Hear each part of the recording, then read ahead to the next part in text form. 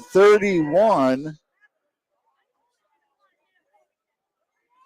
Bears do have a timeout remaining, 50 seconds.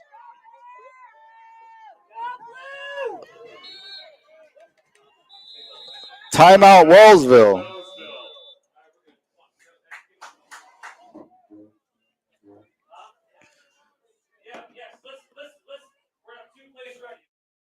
Cocos, 24. It's not going to go anywhere, and the onside kick doesn't work. Tally showing his frustration by throwing the kickoff tee right to the 4-yard line. That looked like a little more of that Chris Boswell onside kick from a couple of years ago with the Pittsburgh Steelers. It just doesn't go to perfection.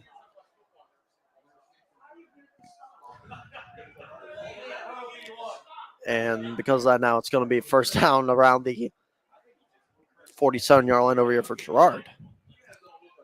Talking about how it's not going to stop. I'm surprised it really did stop. I thought it was going to roll. I think what he tried to do was do a little bit of that surprise where you just tap it a little bit, and then run up to it when it goes 10 yards. Problem is, that ball, he did not put a lot of leg into that one, Tally. So 2 questionable kicks in a row. The missed PAT off the kind of slow snap in that one just now.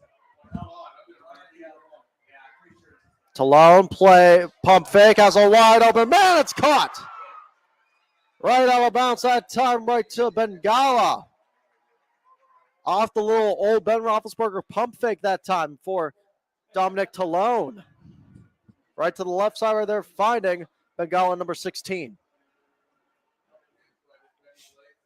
And just a big pass that time going right up to him. Trips this time to the right side, one to the left. Hand off, that's Palmer. Palmer bouncing forward.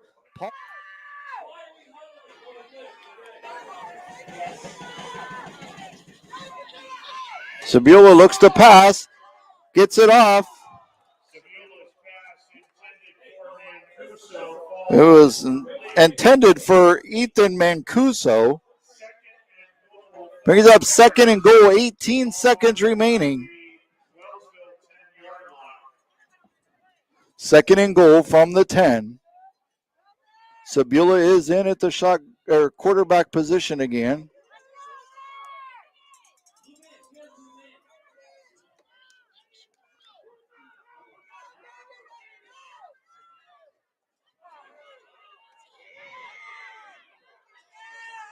It's a thrown. It is caught in the end zone, intercepted.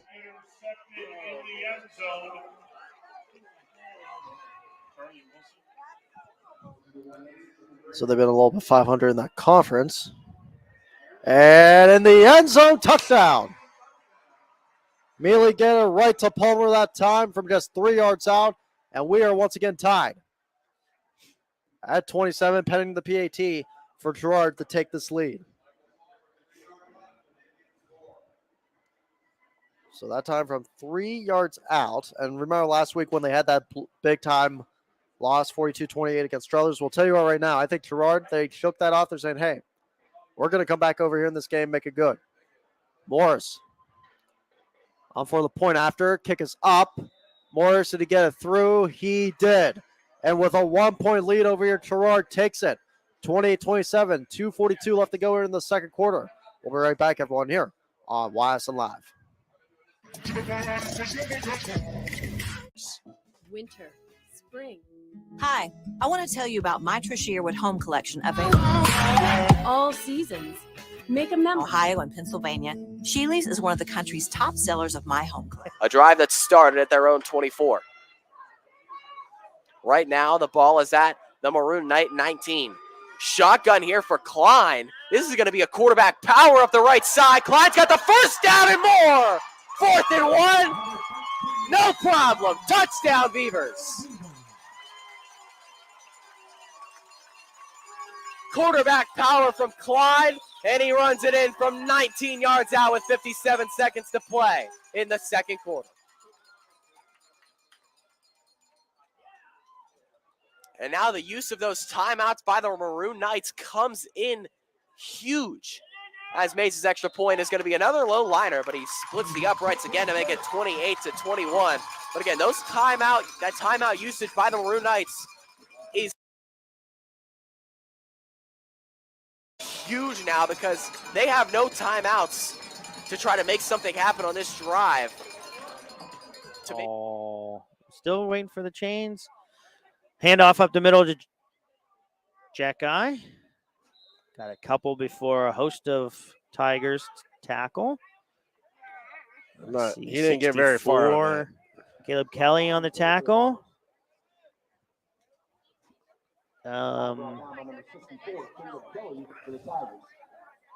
Anthony Palelo with a little bit of an ankle. I see him kind of favoring an ankle a little bit.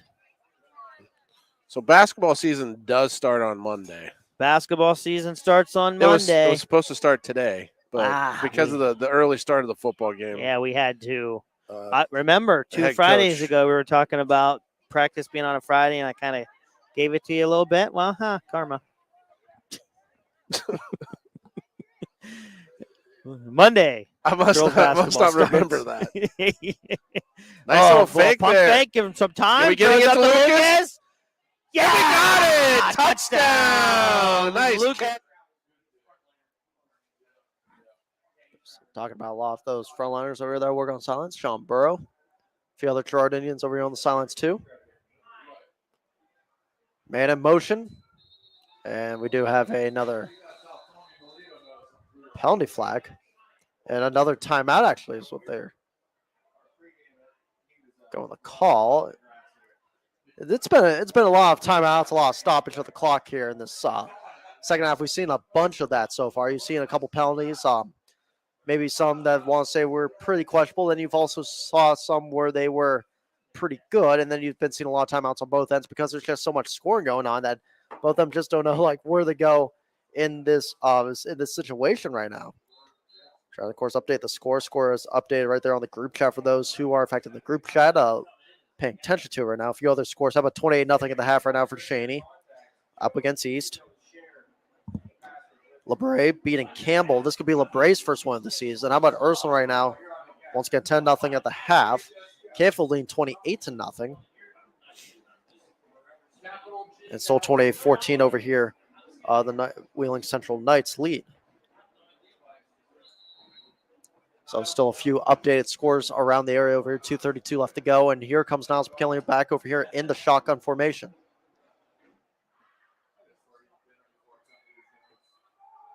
Handoff. Gardner. Gardner with a little turnaround that time. Had to stop his track, but was immediately brought down. And was brought down that time by looks like Kurt Stevens that time. And you also, in fact, had Alan Hess Cardona at that time. Again, the tackle. Clock ticks over here for Niles McKinley. 2 minutes now to try and get something going, trying to get one more score before halftime. They're going to go 2 receivers now, this time to the right. You're going to have 1 to the left. 2 backs. It's Joe Smith, Antoine Gardner. Budak, backfield, going to roll up this time to his right side. That's going to be caught by Christopher Hiroshar.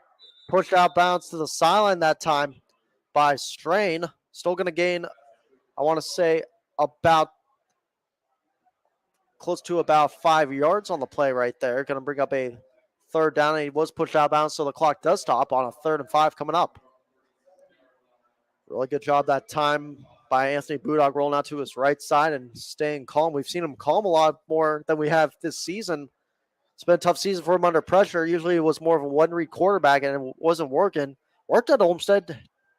Wasn't working here at Niles, so they go a little bit to the running game, and it's been working so far. Now we have another penalty flag, and someone did move. And Missy Olmsted, by looks like, was the one that moved on the play. Number 71 on the right side. Going to bring up now because that a 3rd and 10 coming up after the false start. And these penalties have been hurting Niles a little bit in this game too. Both sides have had some costly penalties.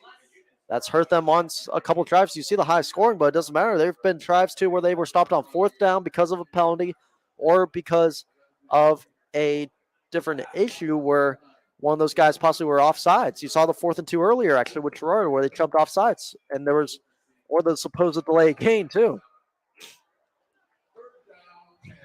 3rd and 10. They have to get it off quickly, though, because the play clock is at 6. And another penalty flag. So about 3 penalty flags in a row here. No one really knows what's going on. Now it's going to be another false start. Tons of penalty flags in this game right now. At this point, I know there's tons of penalty flags and maybe a couple makeup calls in the way too, but you got to say, hey, just let them play the game a little bit too.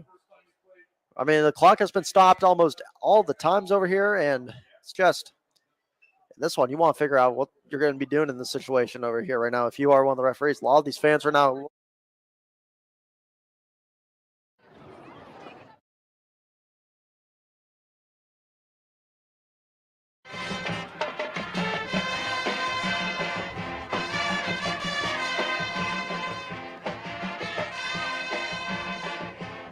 Garner bounced out to the left side. There goes Garner bouncing out some more, and it's going to be brought down on the play. Nowhere to go. Immediately off the tackle, Hess Cardona that time. And Gerard is, in fact, going to take a timeout. So we'll take a short timeout with them over here. 1:35 left to go, 28-27. Gerard leads Niles here on YSN Live.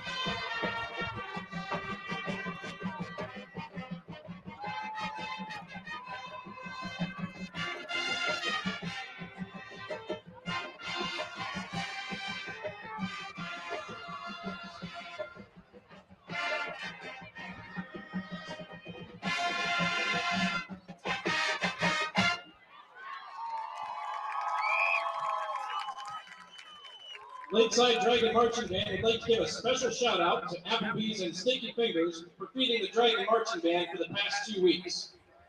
Another false start, making it a 4th and 15. Coots is the punter. It's a pretty good punter, mind you. High punt. Bengala the returner, and it's going to not even fall in the end of Bengala. Out of bounds around the 47, 48-yard line. So if you're Gerard in this situation, do you decide to go back to the air? It's been working, but also Michael Palmer, the Wildcat formation, has been working too. One of those two are the ones who you have to really go to. If I'm them, go up the middle, see what Michael Palmer can do. Springfield right now, a few other scores that you see are ticker working. Springfield 41-0 against Sebring. South Range still 14-0 against Hubbard. JFK against Southeast right now 43-0. Play action, Talone that time had to turn around, caught. And a hurry-up offense by Jake Dowie off after the catch. That little spin around play action move working so far for Dominic Talone. So 2nd down, 5 coming up. 1 minute left to go. Talone. Long pass play, looking deeper. Bengala dropped it. Bengala was beat. He beat Anthony Budock. He beat Antoine Gardner. And right in his hands could have been 6, making it a 8-point game. And instead, it's going to bring up a 3rd and 5 right in his hands that time. Boy, oh boy, in that situation, Talone threw it perfectly right to Bengala, right in his hand that time. Couldn't corral it. Took his eyes off the ball, was focused a little too much on that touchdown, I think. Line up now. You got 2 receivers to the left. You got 1 to the right. Bunched up formation. Talone going to try again as he backed up. Throws, dives, caught. That time by Algiers, and they are going to have to.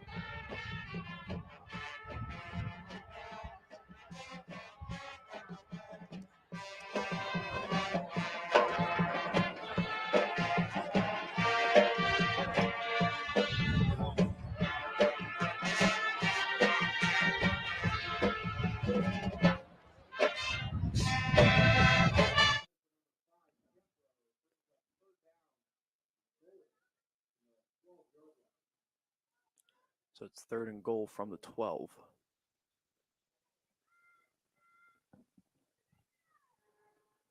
It's Owen Boone, who has a 40-yard touchdown reception to his name today, checks into the game.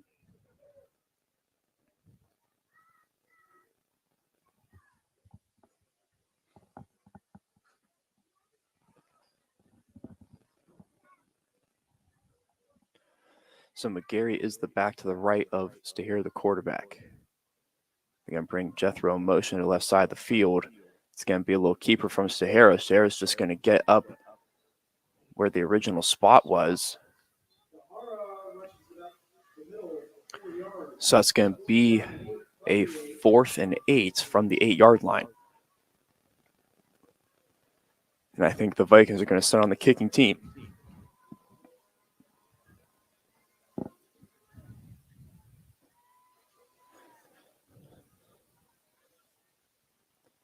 So Young here to try to tack on 3 more. He's good on all of his extra points but 1 today. Let's see what the kick has in store here. Looks to be from about 20 out. As the kick is looked to be blocked and it's deflected. And there's a Memorial defender with the ball, and it's going to be Campbell's football around the 18-yard line. They're going to take over. You got Wright and Conrad. He's going to come in motion. They're going to give it to him. Davis is leading the way with the block. Conrad gets to the corner, and he's going to be slung out of bounds for a gain of 2 yards. That was a good tackle by Gage Hawkins. Good pursuit there by the Red Riders defense. So 2nd and 8. Where do you go now? Oh, man. I'd like to.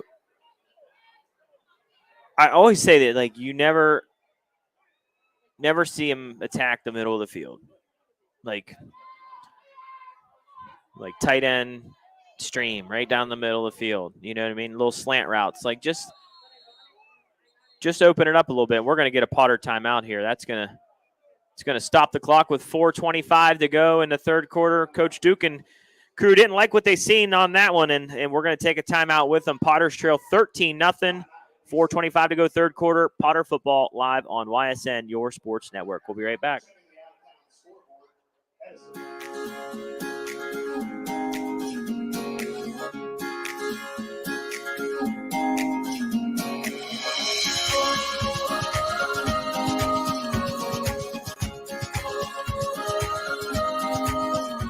Locally owned and operated, Sheely's relaxed shopping experience means browsing and lounging is always encouraged. Find Flex Deal and more at Sheely's Furniture and Appliance, because the best things in life happen at home.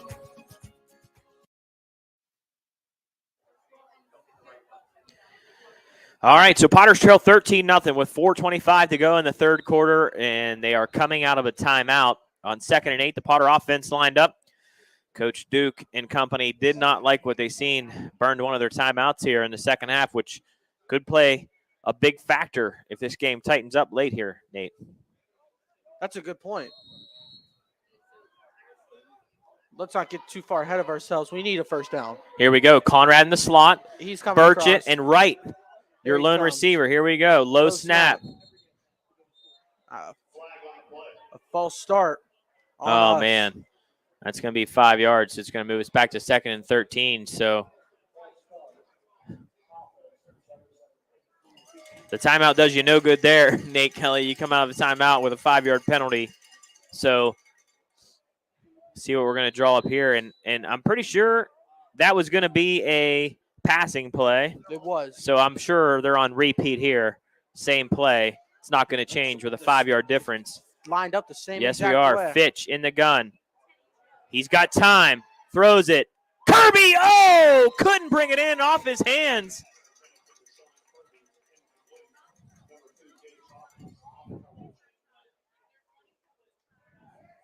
In and out of the hands. And when it came out of his hands and he had the opportunity to re-corral the ball, the defender for Weirton was there to give him no chance to do that. It's a good heads-up play. Yeah.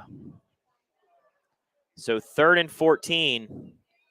If they can get 10, I'm going for it. Yeah, if I can get 7, I'm bringing out Gabrielle Bova.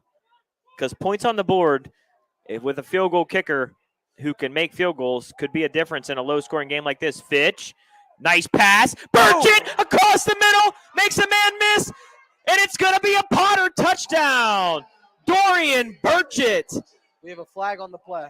A BB on a slant. A great pass. Unless, are they going to call a block in the back?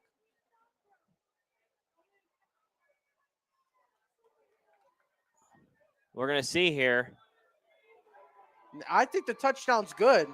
Touchdown's good. I tell you what, listen, what I tell you, Anderson Fitch, take 3 steps, come up into the pocket. You know what you also said? Utilize the middle.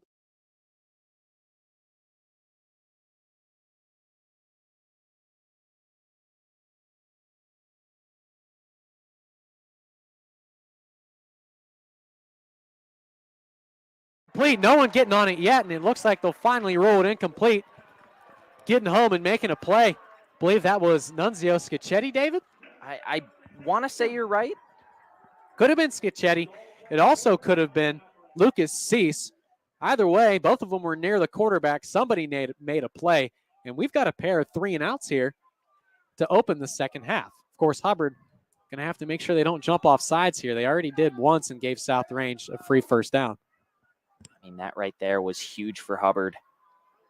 Coming off the edge, and the punt is blocked! The punt is blocked by Nunzio Scicchetti. He fumbles the ball, and he's finally got it at the 20-yard line. Nunzio Scicchetti comes up with a huge sack on 3rd down, brings pressure off the edge this time, and he sets the Eagles up with short field.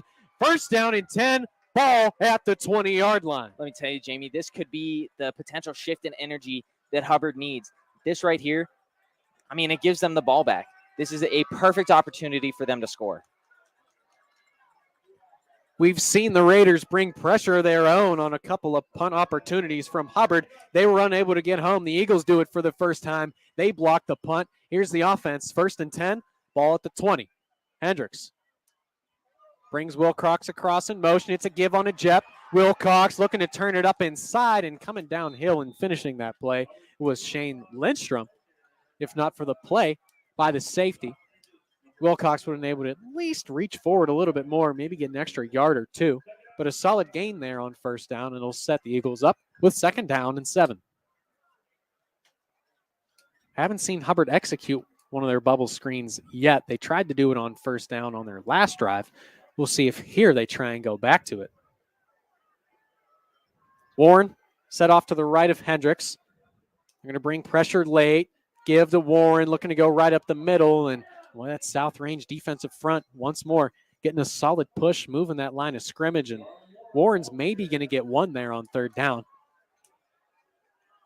The ball actually, one of the Raiders comes out with it, David. I think now would be an opportune time for maybe to let Nick Hendricks throw the ball a little bit. I think he needs to really take a look at this Raiders defense late, because they're rolling guys down the line of scrimmage late in the snap count, right? We saw the outside linebacker really creep down last time. We'll see if they do it again. Right now, you've got Owens hot if they take it to him. Hendricks drops back, looks, pressure off the edge, little check down to Wilcox. He cuts it back up inside. He's near the 1st down marker. Looks like he got it. A good effort there by Benny Wilcox. Little check down Charlie look from Nick Hendricks, and the Eagles are able to pick up the 1st down. It's 1st and goal. I mean, that right there, Hubbard, they needed that. They needed that for sure. The and I tell you what, at least they were going to go for that on 4th and short. It was a good pickup. The game is super close right now. Even just a touchdown right now would be insane for them. Hendricks will take the snap, give to Wilcox, spin move. Wilcox trying to get forward, and looks like it'll be a gain of 2 or 3 there on 1st and goal. Boy, guys just screaming through this Hubbard offensive front. And I got to tell you, David, I'm thinking this is an opportune time for Hubbard to come with one of their slant routes. And he is going to fall forward, and there's where that frame works out for him, man. So Zeke Lucas on the tackle, but not before DeSalvatore is going to get himself at least 3 or 4 yards. Yeah, going to bring up a 3rd and 5 here. I can tell you right now, my 5'3", but if you tackle me, I'm not getting an extra 3. Here we go. DeSalvatore in the backfield. 3rd and 5. Quarterback getting ready. Takes the snap. He's going to hand. No, he's going to hold it. He's going to be good for the first down and a lot more. Getting downfield. What a great run by DeSalvatore. That's going to be more than enough. Yeah. Fulton gets the snap. Moving towards the line of scrimmage. Plunges forward. He's going to be tackled by a host of Wildcats around the 30-yard line. It'll make it a very fast 3rd down for the Wildcats. Or excuse me, for the Bulldogs. Pardon me. Wildcats doing a great job on the run defense. Or you're trailing by 2 scores. Hendricks will take the snap. He's looking, he's throwing, and it's intercept. No, it's dropped. Dropped by Billy Skirpak, and if he comes up with it, all he had was green out in front of him, and looks like we've got 2 late penalties coming in. I think we've got a hold and then an unsportsmanlike conduct as well, both on the Hubbard offensive line. We'll see the call from the head official. Nate, sorry. Nate Bartone's going to go right up the gap here. Watch him up that A gap. I'll bet any money they're going to hand it off right to him. Yeah, this is where they get it's 1st and goal. They're going to give it to the man and let him do his work. They're going to get him, but again, he's up there with about 2 yards. All he's got to do that is 2 more times, and they're in there, baby. 2nd and 5 here, or 2nd and goal here, and it's going to be on the 5-yard. 10:03 and Lakeside. They are comfy. They are comfy. Whereas Edgewood wants more field, Lakeside wants less. Yes. This is where they go. This is 4-down territory, especially with the game. And don't 8-20 right now. And don't overlook that pass by DeSalvatore. There's a flag. Where's that flag from? Good question. Uh-oh. Hello. False start. Oh, they're going to get back 5 there. So that's second and goal on the 4-yard line is going to be 2nd and goal on the 9. Yeah. And penalties have not been the T Yeah. for Lakeside. Very oddly, see a lot of penalties today. Undisciplined offensive line there doing a few things, but hopefully they put it back together. But Edgewood trying to make a big defensive stance here. Yeah, and I mean, they get a little bit of help there with the call. All right, DeSalvatore, design quarterback run, but they're going to get to him before he can get anywhere. Taken down hard there.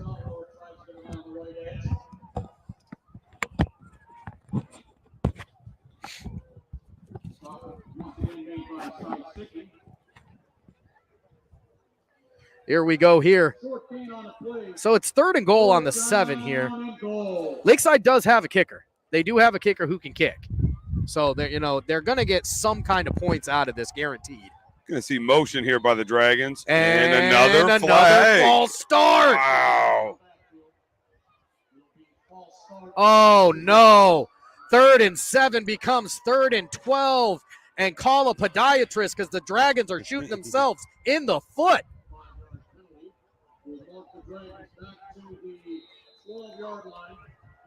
3rd and goal on the 12-yard line.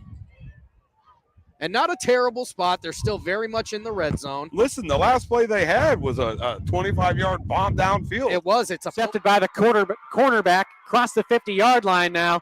The tackle is going to be made by Nick Hendricks. That one picked off by Brady Crumbacher. So back-to-back passes. One should have been picked off by Skirpak. The other one was picked off by Crumbacher.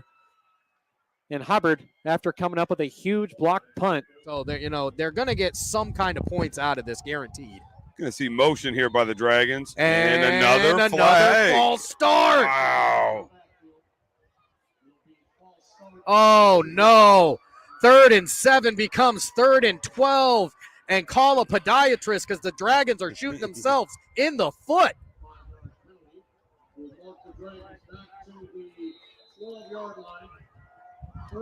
Third and goal on the 12-yard line.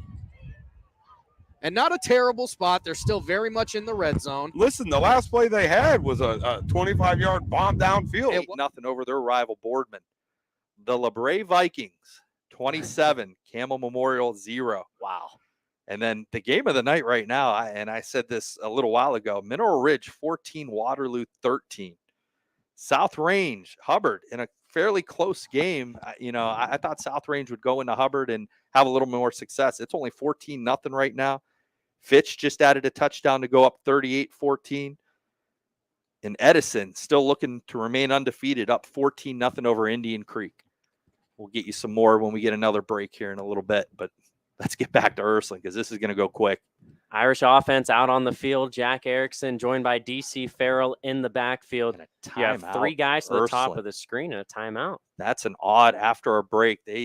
Coach Reardon saw something he didn't like or didn't have a formation or the right guys on the field right there and has to burn a timeout with 6:13 here remaining here in the third.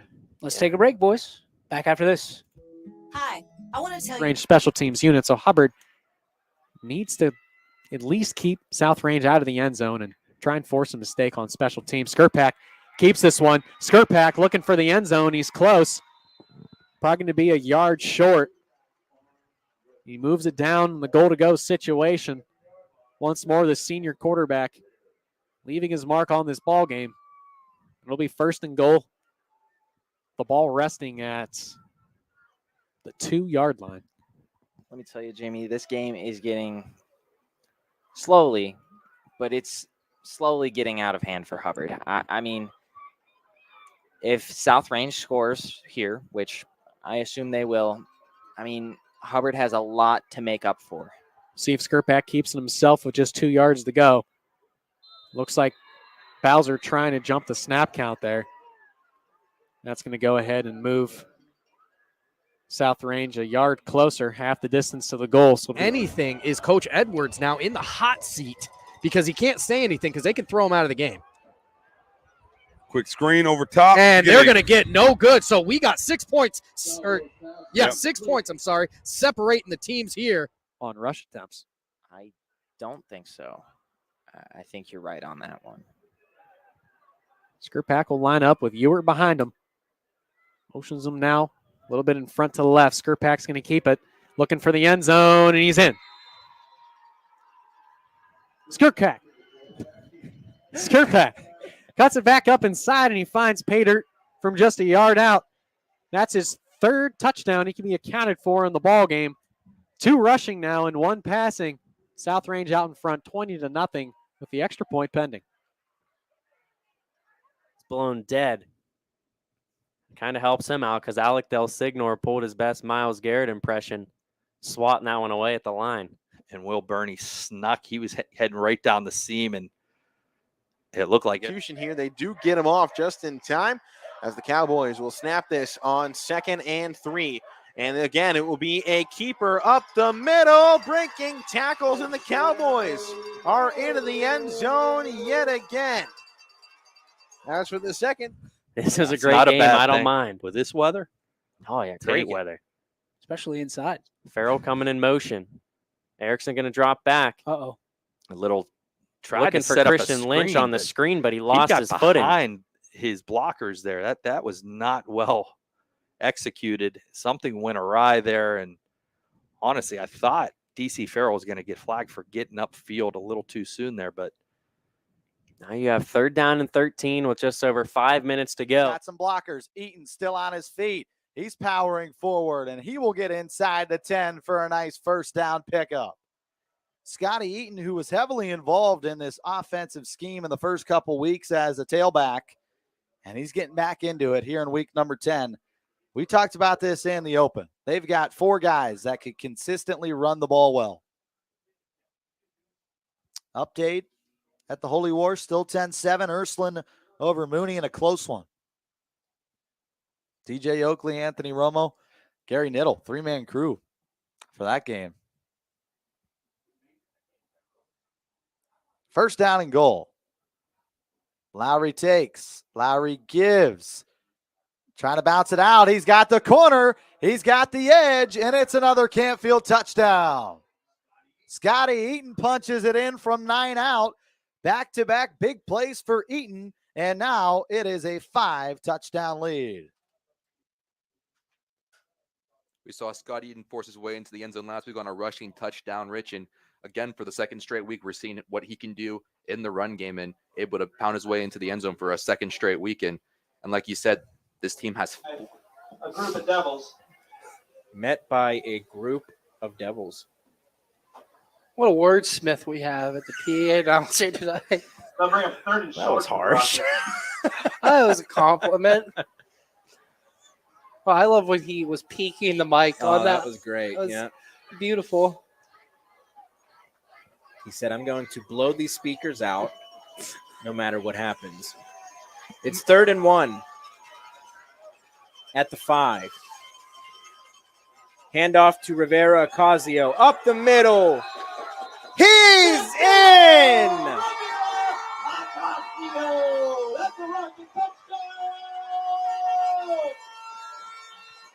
Santino Rivera Ocasio getting across with a nice little 5-yard run there. So, great play by him.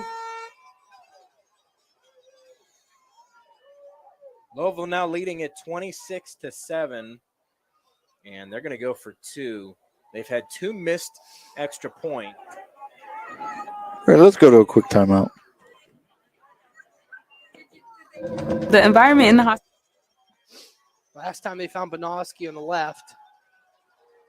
Running to the right, and he's got nowhere to go. Balone will be taken down No good. in the backfield. With 5 minutes and 23 So that seconds left in the 2-point third quarter. attempt, Your no good. Rockets Louisville leading it 26, 26-7. At Greenwood Chevrolet, we offer a worry-free experience. Discipline, penalties. I said it for both teams prior to the game, and it couldn't be more true. Especially And we've you and I have talked about this week after week after week. Yep. And you had Southern right there at 3rd and 7. Yep. And now you just gave them a first down, and that clock's moving under 6.5. And Coach Wright, he's ready to take it to you right now. He's loving the veer right now. Yes, Run sir. that clock, run that clock, run that clock. X line under center. He turns. He gives. That's Perfetto. There we And go. he's met in the backfield. And there we got another That flag. could be a face mask. I think so too. Yep. Strader led That the way is in the backfield. face mask. And they're going to tack on more penalty yards against United. That's a tough break again, as that Strader made a great play in the backfield. Now you know that one doesn't bother you as much as a coach. That No. was a player being physical and aggressive and trying to make a big play. That one doesn't bother you. So those dead ball fouls that just keep you up at night. Jeez. They're going to say, I believe that was an incidental face mask. And that's fair. It was. It was not Just 5 yards. Yeah. But they still got first down and 8 now. And it negates that big loss. It's 1st and 8 at the 44. United has, 8 guys in the box right now. They're going to mark it at the 46. And here's where the yards after contact. You stack that many guys in the box. Yep. Once you're past them, there's nobody else. Nope. Morris in the backfield. X-line keeps it himself straight up the middle. Look at that. And that offensive line is pushing Look his at way that. across midfield out to the 48-yard line. Great carry by X-line. I tell you, he saw that there was nobody over the center. Nobody was faced up. That's an automatic quarterback sneak. And, man, he's a tough runner right there. Nice. He just got all that by himself in the offensive line. You know, everybody talks about the big defensive front of United. Right now, they're getting pushed around. 2nd and 2 for the Indians at the 46.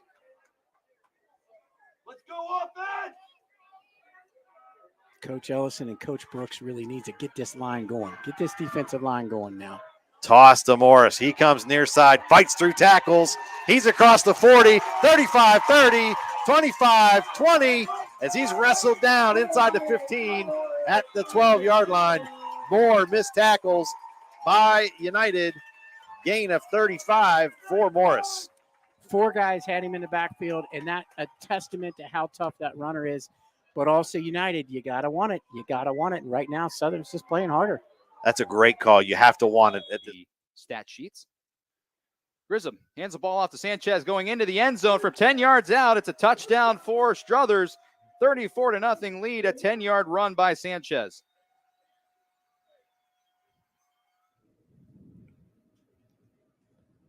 Oh, Good nice kick. Punt. Nice punt. Holy cow. Oh, and it takes Gonna an take- Ursuline. We'll call it a neutral bounce after a real quick. behind X line. Sook up the motion man.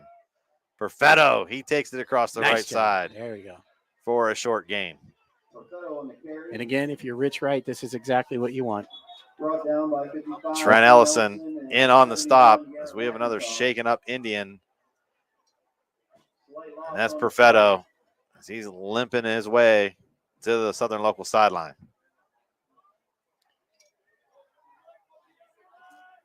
You know, Chris, when I coached college football the first year, we ran a triple option. And I always felt like we had a 2-touchdown lead. It was our game because you could just run the clock out. Keep Well, the ball. especially this style offense. Yep. Keep the veer, keep the ball running, keep the clock running. Again, United needs a big play right now. Some of their playmakers need to step up. 2nd and 10. As that ball's on the turf, X-line. He falls on it, and he's going to get it back. United's saying they got it, but I think X-line got on it. And the officials say he did, yeah. Good break for Southern right there. Loss of 5 on that play, but they'll take the loss over the fumble, that is for sure.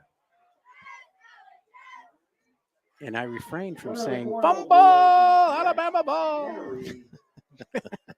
Did you even know that reference? You're too young to even get that reference, aren't you? Yeah. God, I'm an old man.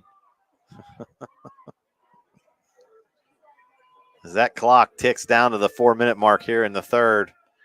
And now you're going to see Rich Wright. He is sitting there looking at the play clock. He's going to wait till it gets under 10. He's going to call the play, and they're going to snap it. He may take a timeout at this point, I think. I think that's what he's waiting on. Call. This is a big decision right here, how aggressive you want to get with your play calling. Good point.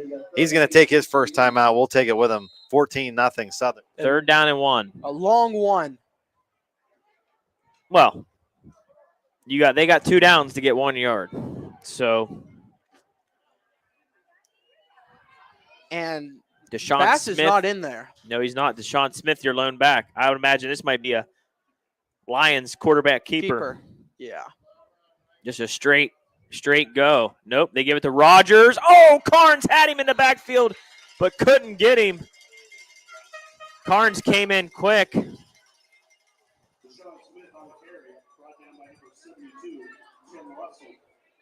Timmy Russell again with the tackle.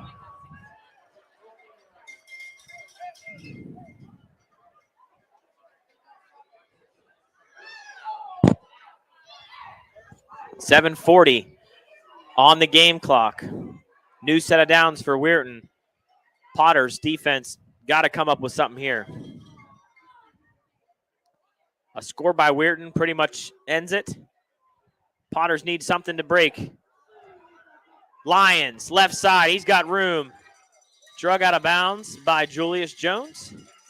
Not before he could get 7, maybe 8. 7-yard gain, 2nd and 3. I guess the clock runs. I think it must be a rule inside a certain amount of time in the 4th quarter. I don't know. Thought being out of bounds would stop the clock. I don't know.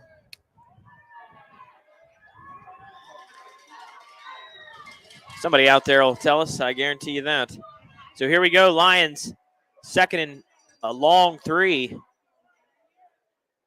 And Lions, he's going to throw it. Backside pursuit. The Potter defense. Yes, sir. 8-yard loss for the Lions. Gavin Wright brings him down. Great backside pursuit by Wright and the Potters. And 3rd and 10.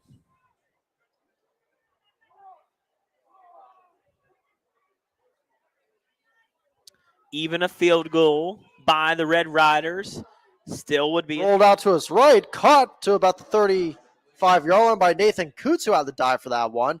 With some broken coverage that time off the defensive end of Gerard. But just looking at those alum who had a feel for this game, remember, their seasons, both these 2 seasons, remember, started a little bit later than each other. You had 1912 by Lake City at 4.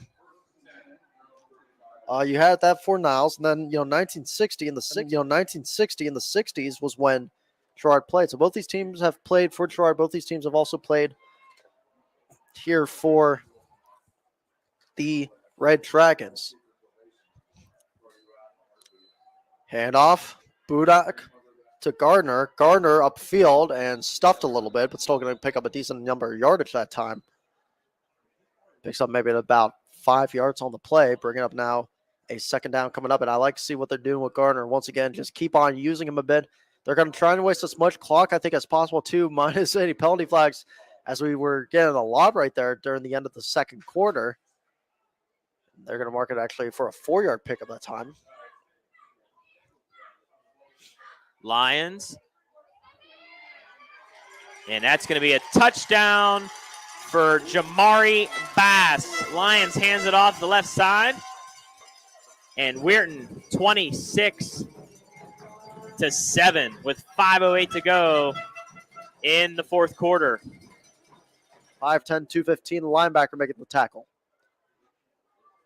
A little bit of a juke move that time on the both ends. You saw a little bit of the feet move that time for Nathan Coots after breaking one tackle.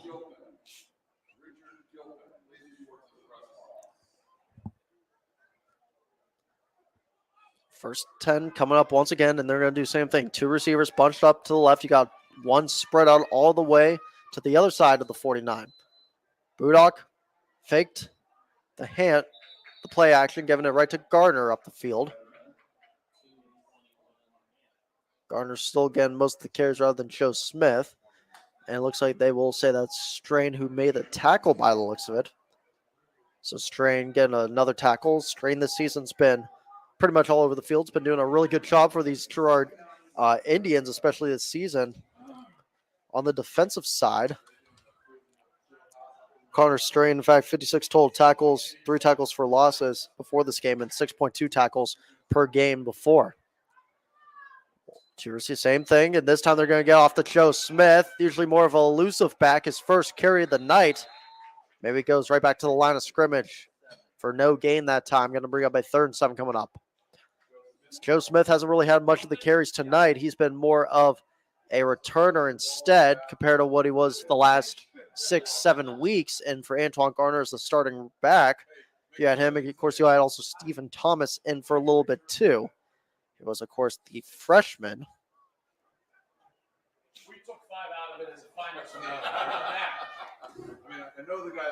So both those guys were able to get some little playing time, but now, as you can see, they're both now more of another key role aspect possible.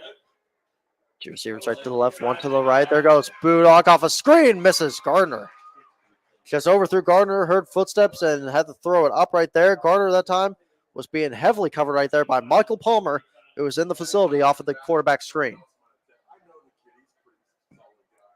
And because that's going to bring up a 4th down and 7 coming up.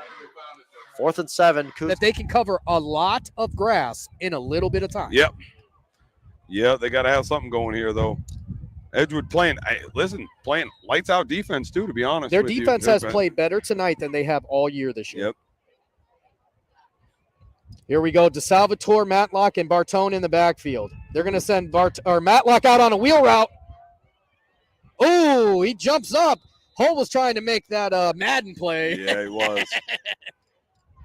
I'll tell you what, he's lucky that it went out of bounds because you missed that and Malachi hits it. He's already at the L before you turn your name. Yes, sir. Yeah.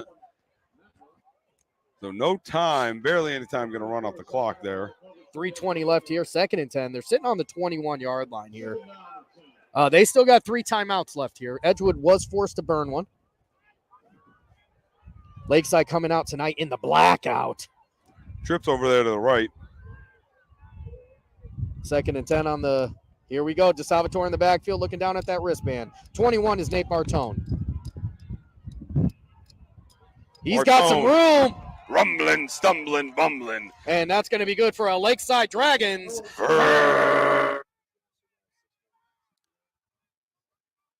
Snap is back. There's the punt. Decent to about the 35-yard line of the Rams. Rolls out at about the 32. And that's where Mill Ridge is going to start this drive with 6:46 left in this game. With that, we'll be back here in about 30 seconds. At Greenwood Chevrolet, we offer a worry-free experience. A hit stick by Lucido. That was intended for Darney. Had nowhere to go. Gets blown up immediately for a loss. Matt Lucido with a big hit.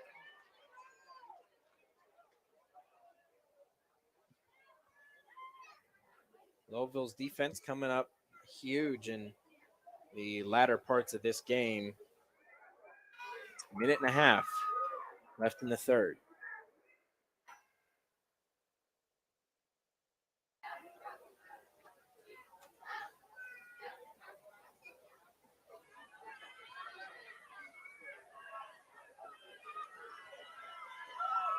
It'll be 3rd and 12 from the 35. Henning from the gun. High snap. He's looking for a man downfield. Launches it. It's intercepted. He hung on to that after that hit. Wow, Brady Banofsky with the INT. Big play there. And you could see that developing as soon as he threw the ball. That was right into the hands of Banofsky. And Never mind. Too until you're right. You had me thinking. I was thinking the heat just intentional came on grounding in here too. Oh yeah, we're right under it. It's right above us. Feel it. 1st and 15. Handoff here to Christian Lynch going up the middle. Has a hole. There goes Christian Lynch to the 30. Can they catch him? And they do. Who is that? 28? Number 28. That's Dennis Clark. Yeah. He talk about touchdown saving tackles. Now let's see if Mooney can make that, like Ursuline did earlier in the touchdown game set and try to keep him out at least points off the board. Watch A Clark. field goal still keeps you in the football game here. Handoff to Lynch. Good hit. He's met at the 5. And that would be huge, like you said, if Mooney can keep him out of the end zone and force him to kick a field goal. It's still a one-possession game. Now, keep in mind, guys, I said matchups for Mooney this year. They have not lost by more than a score. I saw that. That's all the credit in the world. Christian Lynch, almost 200 yards on the ground so far he's tonight. not slow. No. Erickson to Lynch again. Makes the first he's guy down. miss. They're going to say he's down at the 1. And it's going to be right knocking on the door here. I mean, if you're This is Ursuline, I'd staying on the imagine you go ground. right back to him. This is staying on the ground. You don't get fancy here at the 1-yard line. Don't be surprised if Erickson goes under center here. You cannot get fancy. I know Coach Reardon's thinking, what can we do? We're going to have a timeout called. No? Just an equipment. Equipment. Okay. So we're going to keep it right here. And So no this way this will- goes in the air. Frangos is the up man. Erickson, it's going to be snap right to him. And Mooney holds. He does not get. 1st and 10 now at the 21. And he does. Jesse cutting off a left tackle. And there's Hunter Daly again. Hunter's made about 10 tackles tonight. A little bit of help there from Hayden Colvin. I'd kick it. And you put Mooney in a tough spot if you don't get this because I think DJ just wants whatever I say. I could say I'm that just saying. these lights aren't bright. These lights are bright. under 10 minutes You to go. gotta go. You gotta. If you want to win this football game and you can't get in from the 1-yard line, 2nd and goal from the 1, you don't deserve to win the football game. And they're going to run this clock down. And Coach Reardon's thinking, going to take a timeout. And That'll be a think some second, so more. Ursuline only have 1 left. There's the timeout. With We 9:32 take to one go and in the come 4th back with quarter. the answer. We'll do it. We'll be right back. Able to come up with an idea. 3 trips to the top. Valley, hand to Ian Erb. He used that speed. That edge had in the backfield for Waterloo. But Erb just keeps pushing, and there's no whistle on the field. And this is something that I've said multiple times I've broadcasted throughout this season. I've been seeing the refs. There's one point of letting them play. There's another point where kids are going to get to the point where they're going to start hitting each other unnecessarily, start rolling up on each other. Kids start getting hurt when we don't blow the whistle when it needs to be blown. I'm all fair with letting the kids play if you can see it, but something like that where Ian Erb was obviously, held up for multiple seconds. For the Clips. And they're going to go for it, of course, unless they want to give Radcliffe a chance to kick a long field goal, which I don't think that's going to happen here on 4th. Great blow up on the play. Looks like by number 52 of Waterloo, Owen Plymouth. Blew up the I don't know if that was the center or the guard, but I tripped Ian up in the backfield for looks like to be a loss of 1. Sets up a 3rd and 5 here with 4 minutes left in the game. If you're Waterloo, you do have all 3 timeouts. You don't necessarily want to have to use them in this drive, but you need to get this. You need to get this Ridge team off the field. This throws the out route. Great catch by Mason Miller, number 1 for Ridge.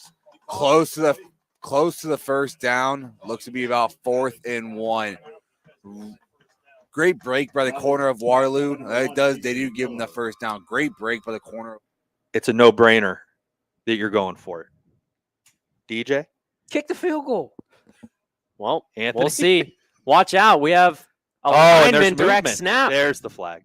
Snap was to Michael Branch, but there was movement. Now.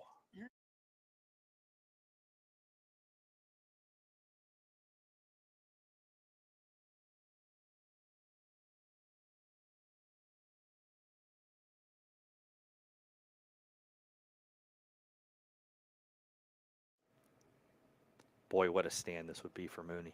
It already is. I mean, the fact, even if they get 3 points here, that's a fantastic stand.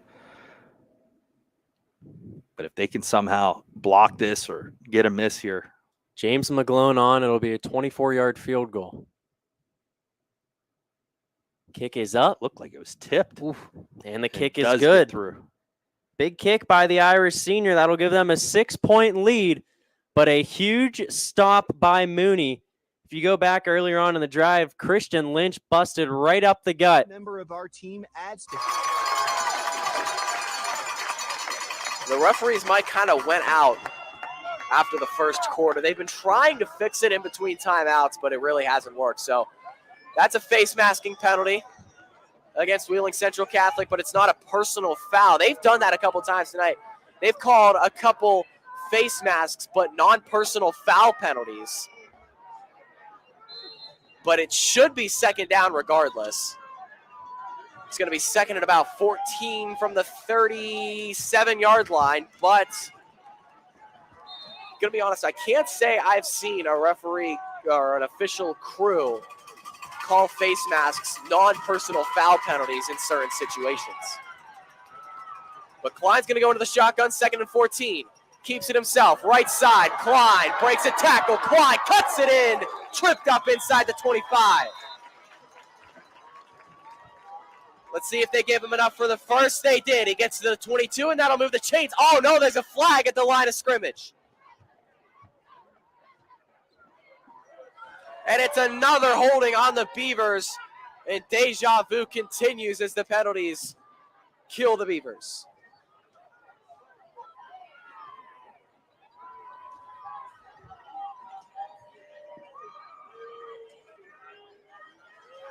And that penalty call, much to the dismay. 3:02 left in this game. You really don't want to give Waterloo back the ball just for the fact that, even with just, the 1-point game, obviously you don't want to give it back. But they gave Waterloo a minute, 14 at the end of the first half.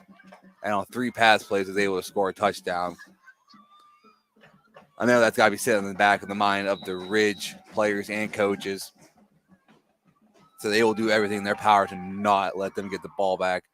This time, Valley throws a screen, has it open on the edge, able to pick up a few yards, make a man miss, and he's actually going to take it all the way in to score. Number 8, Nathan. For him as well.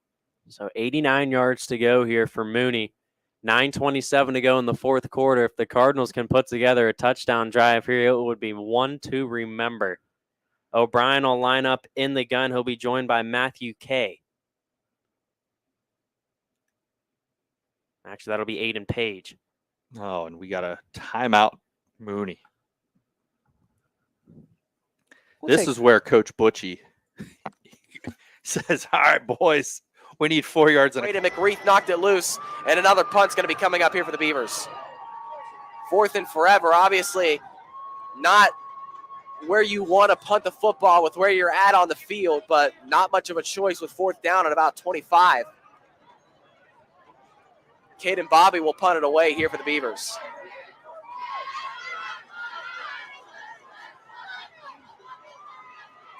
Bobby Hall's in the snap, and there's the punt. High kick. Going to take a bounce into the end zone for a touchback with 47 seconds to play in the third. Right down the field, and the penalties kill him inside the 35-yard. With this victory, if they can come through with we go under 7 minutes, when you're in the top 4, you're 2 home games. Yeah, that's what Coach Wright said. He said to me before the game, he thought if they won tonight, they got a good opportunity for 2 home games, and said it's always good to play in the Wigwam. There is no doubt about that. 3rd and 2 at the 39. X-line. He turns. That's Morris, and Morris out across the 45. He's fighting his way for more. He's brought down at the 48 as he secured that football this time. Yeah, and Indians first down. Jensen Baker was in there really trying to rip that ball free, and Morris said, nope, not going to do it. First down, move the chains, and here we go. And right now, this is where the offensive line earns their meal ticket.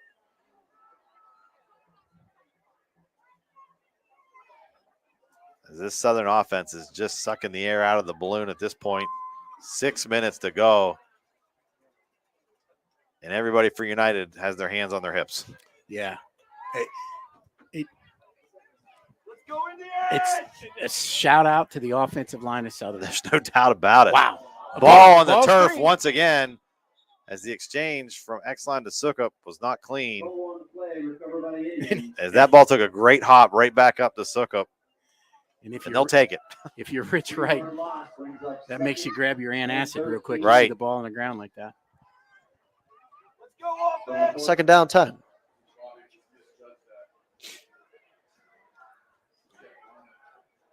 So they try a trick play, and I guess they're not going to decide to run the ball.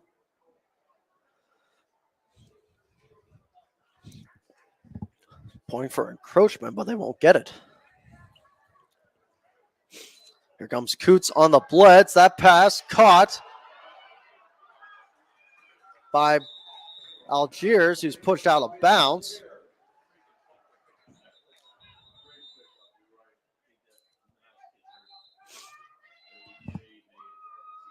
And that goes out of bounds. As we do, I think, have a possible injured player. Yes, we do. I was on the push out of bounds at that time. Actually, we have,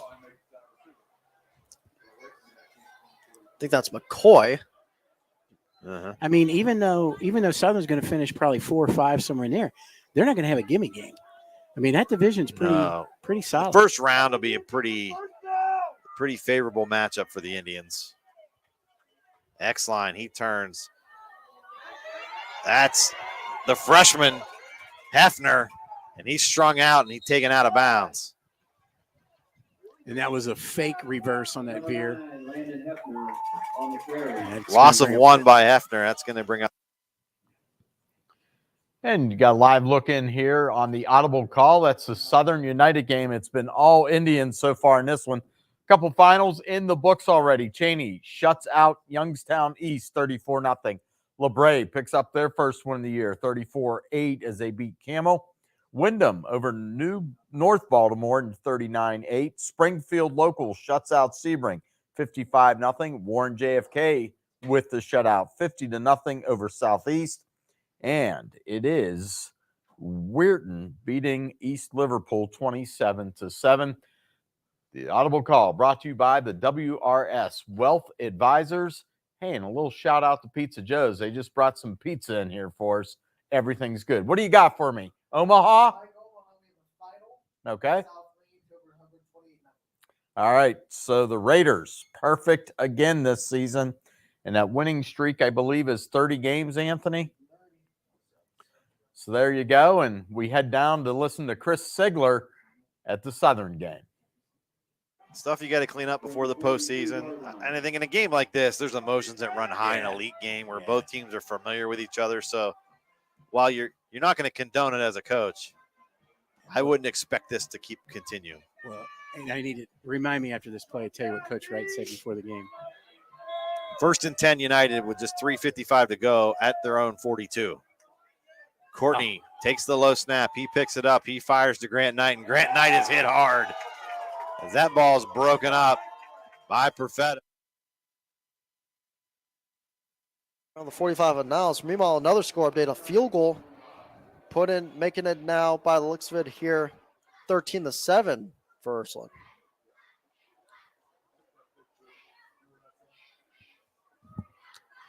First 10 coming up, 24 seconds left to go. Play action pass to Lone, pass and caught to the 35-yard line. That's Doley. That's Clock is ticking. I think And this got to be killing the Ursuline. Like, this just is not, they're just standing around. Ball's going to stay on the ground here. Yeah, I think. I am just shocked. If you're going to keep it on the ground, why DC Farrell's not back there? Erickson going to hand it off to Lynch. Good tackle. He's taken down at the 30. Nice open field tackle by Logan Boyd. And now you're in no man's land. You're obviously out of field goal range. It's 4th and long here. Obviously, you're not punting. Is a great sidecar to him as well. Yeah. That is for sure. Courtney's pass over the middle. That's Casto. And Casto takes it over the 40.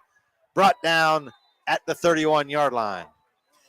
Well, Chris, you and I are geniuses. We said that underneath drag, the Casta is going to be open. Finally ran it. There we go. That clock's going to start ticking as United's in a hurry to get to the line of scrimmage, down 2 scores with 3 minutes to go. It ain't over yet, people. Courtney, he looks, he fires, low pass, and it's incomplete. Grant Knight was the intended receiver.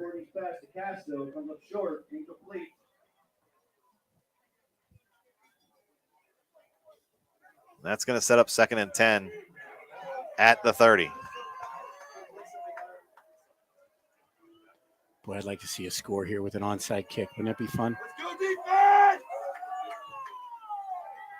Courtney, he fires. He has his man out over the 35. It's Grant Knight, looks like. Grant Knight takes it to about the 22-yard line. Pardon me, the reason I'm saying that, many fans don't know this, right? But this because I did my homework. Luke Courtney really likes kicking onside on turf. He can spin the ball in certain ways. So if they can score here, look out, fans. 3rd and 2. It ain't over. Running clock. Courtney takes it himself up the middle. He has enough for a United first down as he's brought down inside the 15. But they got to get it in the end zone quick or the onside kick's going to do you no good. I'd like to see a little Brock Rhodes throw right here.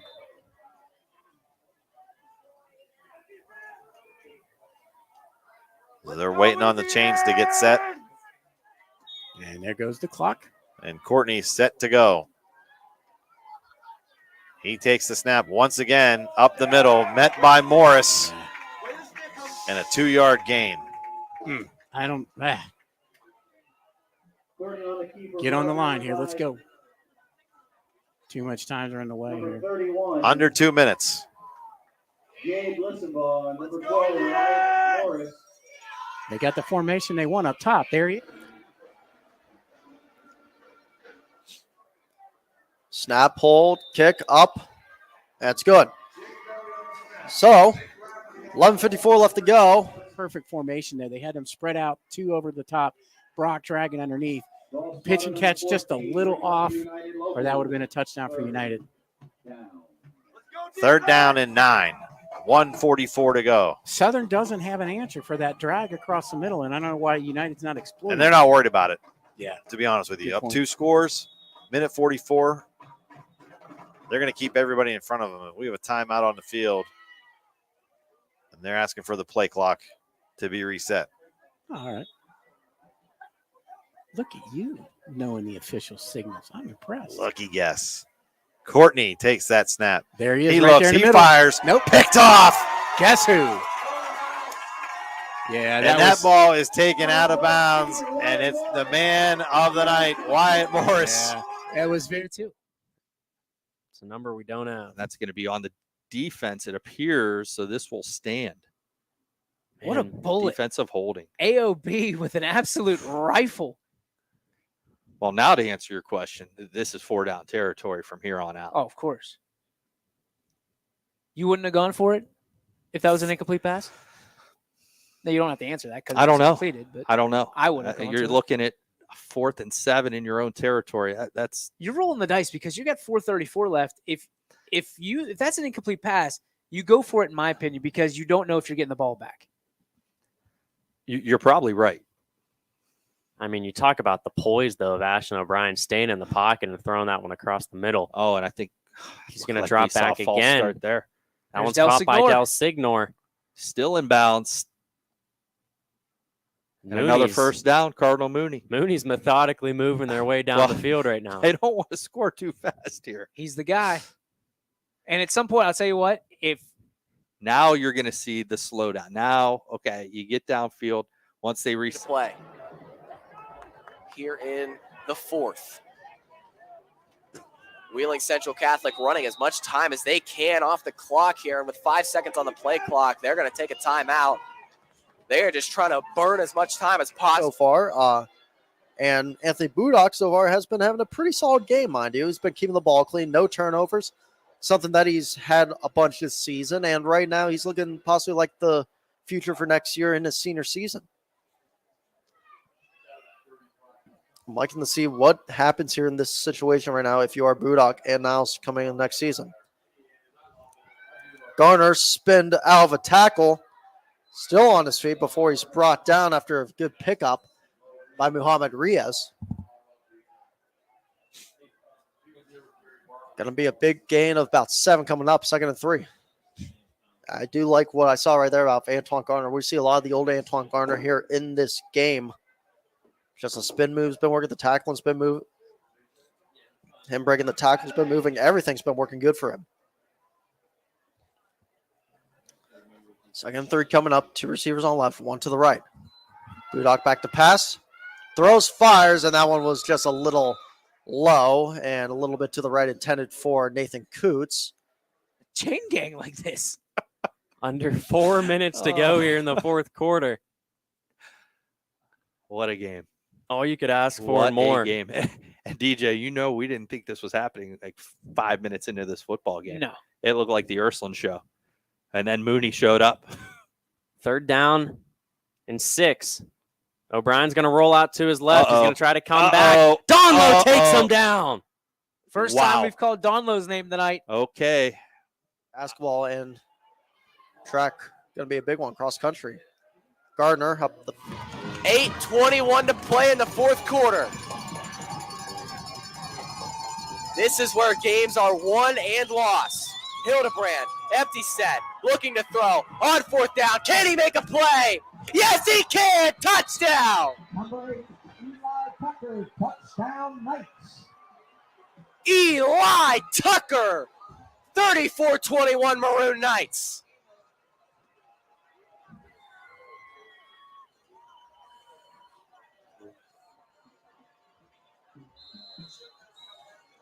And now Eli Tucker is going to try to kick the extra point to get all 7 points for the Maroon Knights on that drive. Some of the coaches are starting to realize a little sense of urgency.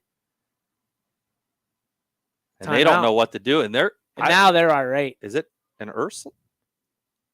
8:15 to play here in the 4th quarter, but the Maroon That time Gardner had the dive and had to get away from Barnett.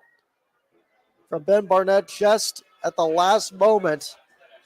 And that could have saved their game over here if he did not get that. That would have been disastrous for them. Budak back to pass. Throws, caught off the sideline end by Coots. Tackle on the play that time by Strain. Right around the 38-yard line. Now we might see them go Wildcat over here possibly. Who knows? It's been working a little bit. Do they decide to put maybe possibly Gardner back in the backfield, or do they decide to maybe do someone else? Switch it up a bit. I give a lot of credit definitely to this offensive line and, of course, the offensive coordinator, Paul Kemp, has been doing a really good job all season long for this Niles team, trying to get this young team on track. They are in the Wildcat formation with Gardner. Gardner going to turn up to his right side, find the hole. There goes Antoine Gardner. And it's going to be thrown to the ground around the 50-yard line, tackled on the play right there by Ryan Fitzgerald, the senior 6'2", weighing at 200 pounds that time. And we haven't called his name much.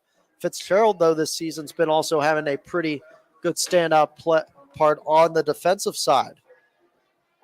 Coming into this game, Fitzgerald's had 73 total tackles, 8.1 tackles per game, and 2 TFLs.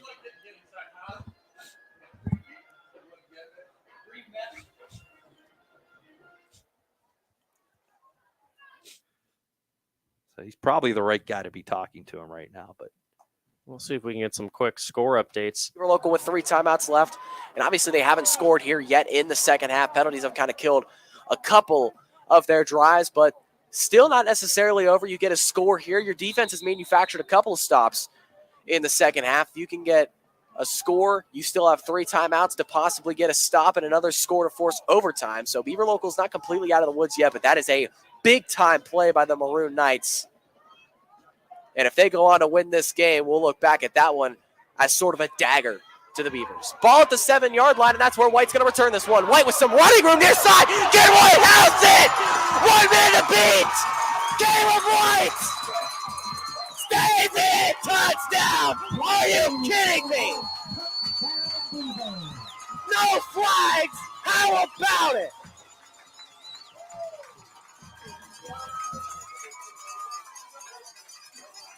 This one is. How about Michael McKenzie going absolutely nuts? The senior calling his final home regular season game for the Beaver Local Beavers. And just like that, when it looked like their season might tick away with a loss in the regular season finale, Beaver Local gets right back in it with a kick return for a touchdown. Some great action going on around the valley right now. Scores winding down. We'll have the Joe Dickey Electric scoreboard for you. Just a reminder, the Audible Call brought to you by the WRS Wealth Advisors. We got everything coming up for you, but right now, let's head up to Stambaugh Stadium for the finish to the Ursuline Mooney game. DJ Yoakley on the call. Up 6 at the 48-yard line of Mooney, and now Mooney's got to, strip the football, get a helmet on a football, got to get a turnover to get the football back. Jack Erickson will come back out. And Lynch is what you're going to see right now, folks. 1st and 10 for the Irish. Handoff to Christian Lynch. And they did phase 1, stopping Lynch. With a near dagger to the Beavers on that last drive, a 4th and 7, 20-yard touchdown pass, but Caleb White brings the Beavers back to life with a 97-yard kickoff return touchdown. Mays to kick it off for the Beavers. This one is far from over. We still got 8 minutes and 5 seconds to play here in regulation. Should be a fun finish as Mays, a high, short pooch kick, stays in bounds. Justin got it! The Beavers steal a possession. What a game! Special teams coming in handy. Back-to-back plays. A perfect pooch kick by Mays. Johnston the recovery. Beaver football at the 31. Taken down at the 48. 125, 124. I'm not taking it. This is interesting, guys. Now no. You can't let that much time run off. They're directing Boyd off the field. And he don't look happy. Now Wheeling Catholic Central pressures the line of scrimmage. White the man in motion. Klein the give to Lucas. Lucas running room. Lucas up the middle, down to the 20. That's a 1st down carry for Blake Lucas to move the chains and a good start to the drive.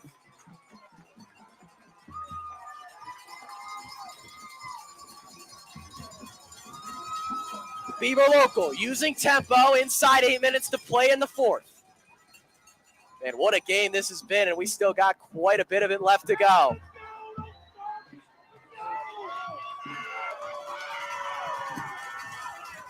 Shotgun. Klein with Lucas in the backfield. Direct quarterback run. Klein to his left. Looking to beat a man to the edge. He does. Klein up the middle. The PAT will tie it. 101, 21 out. Budak. Hand off Gardner, reaching for, got it in the end zone, touchdown! Gardner was rumbling and stumbling. Jake Dowie could not get him. And Niles now only needs a 2-point conversion to tie the game with 6:18 to go. And welcome back, Antoine Gardner. We missed you. We missed what you were being capable of doing. Everyone missed him since week one. He came back. He wasn't really the same man as he was in the beginning of the season, and during that whole offseason was banged up a little bit. Remember, during the scrimmage against Mooney.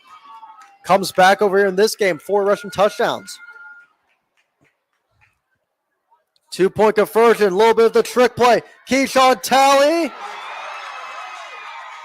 And it is incomplete.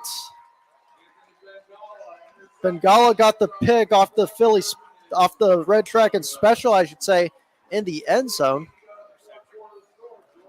And because of that, now it's going to be 35-33 over here. And we'll be right back, everyone, here on YSN Live.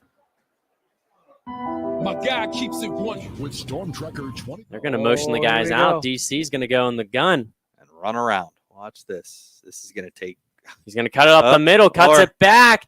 Shoestring get tackle. A timeout here, and we're at 27 seconds remaining. Oh, baby. Cam Sweeney just saved a touchdown. Yeah, that's another one. We've said that how many times here in the second half. When it's a one-possession game, all those tackles are game-saving, touchdown-saving. So Mooney will call their second timeout, and that's 4th down now. But Urson, you're set up with 4th down and 4. Ball's on the 42-yard line. I mean, Mooney's going after this punt. And they've already blocked one. But the thing is, you got to have somebody back. You got to have the opportunity for somewhat of a return here. Because if you put nobody back, he can get the kicker. The punter's going to get the football and just kick it away, and it's going to run down. You're going to have about 15 seconds remaining. So they got to have a center fielder back there. A block kick right now would be Mooney's best friend. Yeah, best friend. You gotta send the house here, right? You've already blocked one. But you gotta have somebody back. That's fine. You can have one guy back, but and I'll be honest, Manning's an athlete back there. If you don't, you got to make sure you're on the gunner. You can't sell complete. They don't have anyone back, at least as of right now. Somebody's got to drop back. No, I think regardless, you're going to have some tough field position if you don't get to this kick, anyways. Oh boy, Manning will get it away, and that's gonna. This is the problem. This is gonna run the clock. They don't touch it. What are you doing? They could just let it sit there, and it runs all the way down. That's why you got to have somebody back. You don't put anyone back there, the clock's gonna run. 18 seconds. That and ran one almost 10 timeout for Mooney. seconds. They got 2 plays. Are here in this situation. Try and maybe waste some more clock. Don't let them get the ball back at all. How about LeBray over Campbell right now, 34 to 8, mind you. And there's going to be the handoff. Palmer crossed upfield and made 4 men miss before he's tackled by Christopher Hiroshar, who tackled him on the left side that time about the 33-yard line.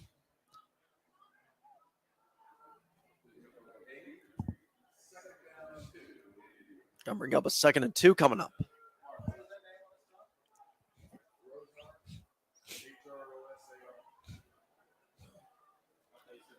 Two receivers to the right, one to the left. There goes Palmer bouncing out again. Made 2 men miss that time before Keeley and the other Niles Red Dragons come in at the end there on the tackle. Keeley off the assist that time. On the real men on tackle is Roberto Merlo, number 8. Both, of course, Merlo, the senior. You also, in fact, have Keeley, the senior, playing in their final game. Had real great history with Niles McKinley the past 4 years. They've done a really great job in this football program. But their time's coming up right now. They have about 5 minutes and 12 seconds. Either a win or a loss. That time, up the middle for Palmer. Brought down, and we do have a injured player timeout. I think that might be for Niles, and it's actually going to be up once again. So there, and that injured. Ball moved back to the 49, back in Wheeling Catholic Central territory. It will be 18 yards to gain here on first down.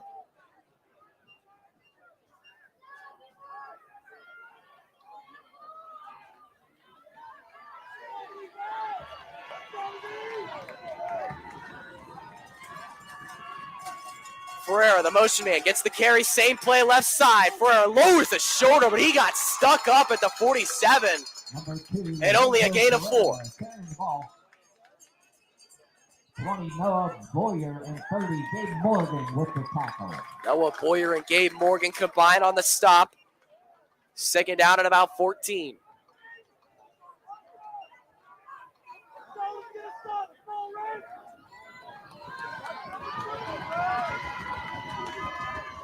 Hildebrand in the pistol, sends a motion man, turns around, fakes the give. Hildebrand wants to take a shot.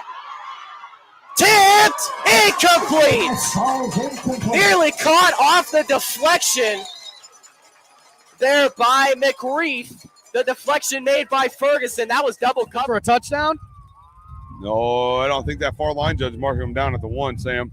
Yeah, nobody's calling it except Lakeside. So just under 5 minutes, Lakeside getting ready to score here.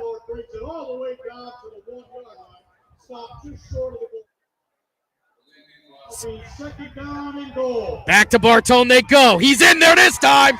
Good for a Lakeside Dragons. Touchdown Dragons. 4 points the separator here. Obviously going to go for the 2-point conversion here. Yep. Biggest play of the night. Can be very intense. Very good at onside kicks. Very good at onside kicks. A lot of time left, too, if they can get it. Listen, they get that onside kick. The tables are turning. Lakeside has not had a lead all game. Momentum has been on their side, and Lakeside is looking to take that lead right back. Yeah. We've seen this bunch set before here. Yeah, you here at the table, just once again finding And I am why I'm proud. just for what they had, for what they've done. 35 all here at Pastor Field. The Maroon Knights with the ball at Beaver Local's 47, but a third down and 14 coming up. If Beaver Local can force a stop and a punt, they'd have a chance to go take their first lead of the game. The Maroon Knights had the ball first. They scored. They had the lead pretty much the entirety of this game. Beaver Local did end up going down and tying the game after the opening drive score, but then after the second touchdown by the Maroon Knights, they have not given the lead back up since that Austin Klein touchdown run a few minutes ago. Hildebrand, empty set, wants to throw this one, scanning middle of the field, fires middle of the field, tipped it, picked! Caden Foster picks it up, looking for a convoy, Foster near side, has some blocks, down to the 47, what a play! Caden Foster with the interception, Beaver Local football at the Maroon Knight 46, big time play. And now Foster comes off the field limping. Looks like that left leg is being favored by Foster, but nonetheless, Beaver Local football at the Wheeling Catholic Central 46. The defense comes up big on third down. 5:15 to play in the fourth as the Beaver offense retakes the field, looking to take their first lead of the game. I'll tell you what, this is polar opposite on the scoreboard compared to last year. The final score was 21-7 a year ago. Right now, we got 35 all in the fourth. Shotgun for Klein. Takes the snap, fakes the give to White, takes it himself, up the middle. Klein for the lead! He is in! Beaver Local on top! How about this kid? 3 rushing touchdowns, 41-35.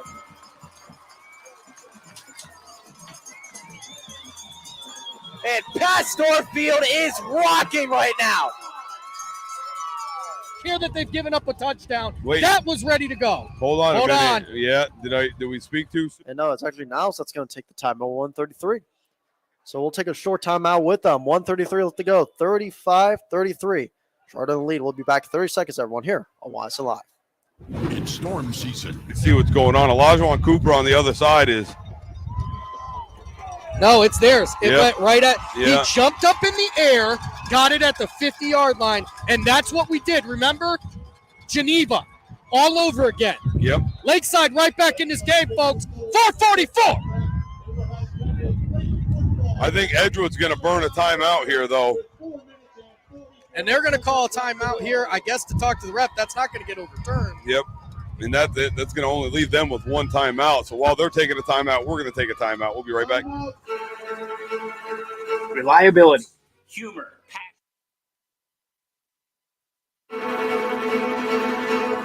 scale. These three values are those we look down coming up in 3. Gutsy move over here to go for it. For Gerard, they're going to go for it anyways. Play action and one-handed catch for the first down by number 4, Jake Dowie, the senior.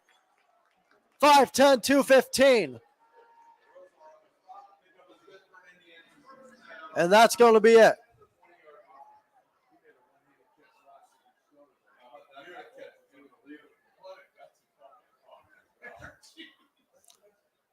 One-handed reception that time. Works to perfection.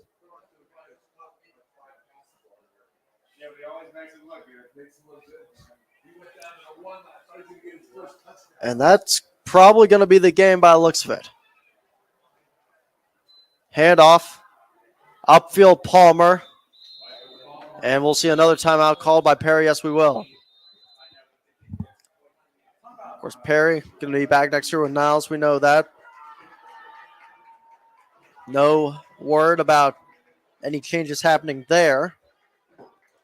Meanwhile, I think most of that staff will stay the same. Catrone, third year with this team. Of course, Coach Kemp, third year with his comeback after his Ursuline stint. Paul Kemp, of course, will be back as the OC as well, and I think they have time to develop Anthony Budock into a star quarterback. First year under the system is always tough. I say, you have him next year, it's going to work out a lot better for him and this team. And for, once again, Matt Keeley, Roberto Merlo, all those seniors who have just had an amazing year with them. Cicero, who was hurt a little bit, Merlo, Connor Morris, Stephen Oler, Keyshawn Talley, a lot of those guys next year are going to be gone. Here in the fourth quarter. Beaver Local down by 14 with 10 minutes to play, have come back to take the lead. Shotgun as the defense chants ring out at Pastor Field. Ferreira the carry, left side, brought down at the 20. They'll give him the 21, but it's going to be 4th down and 2 coming up. Decision time for the Maroon Knights.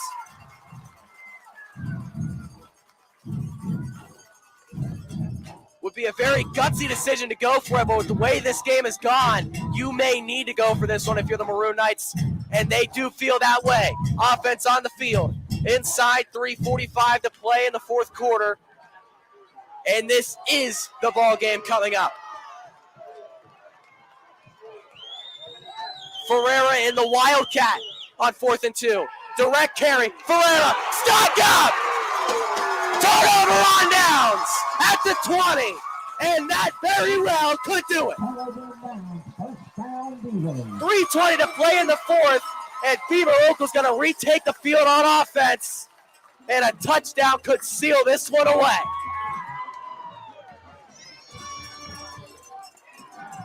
What a game this has been, and Beaver Local now with a chance to deliver the dagger to the Maroon Knights after it seemed like the Maroon Knights had delivered the dagger to the Beavers earlier in the fourth. And what a statement win this would be for the Beavers heading into playoffs. A win over a 7-0 team, top 2 in the state of West Virginia, at least in the single A division. As the Beavers go power I, they're just going to look to try to bleed this clock and wear down the Maroon Knights. Lucas cuts in on 1st down. It's going to be a 1st down carry down to the 9. First and goal coming up, 3:10 to play in the fourth.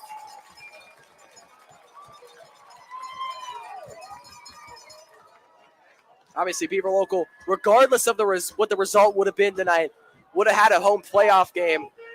But with the win, if they can hold on to this, They'd have 2 if they can make it as far into the playoffs.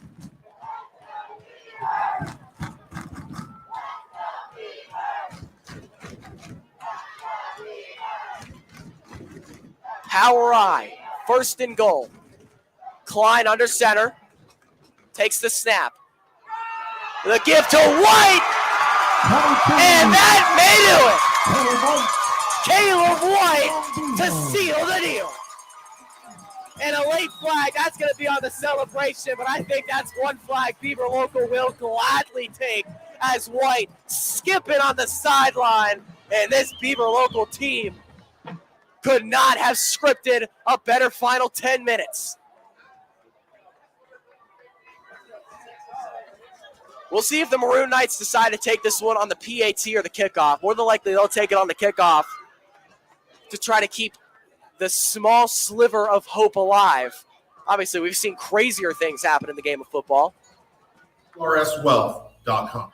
They will take it on the kickoff. Mays will kick the 20-yard PAT. He's been perfect tonight. Been perfect the past few weeks, and he remains so. It's 49-35. Beaver Local with a fourth quarter that will go down in this program's history. 49. Hi, I'm calling you. We are Kent State. Game of games today.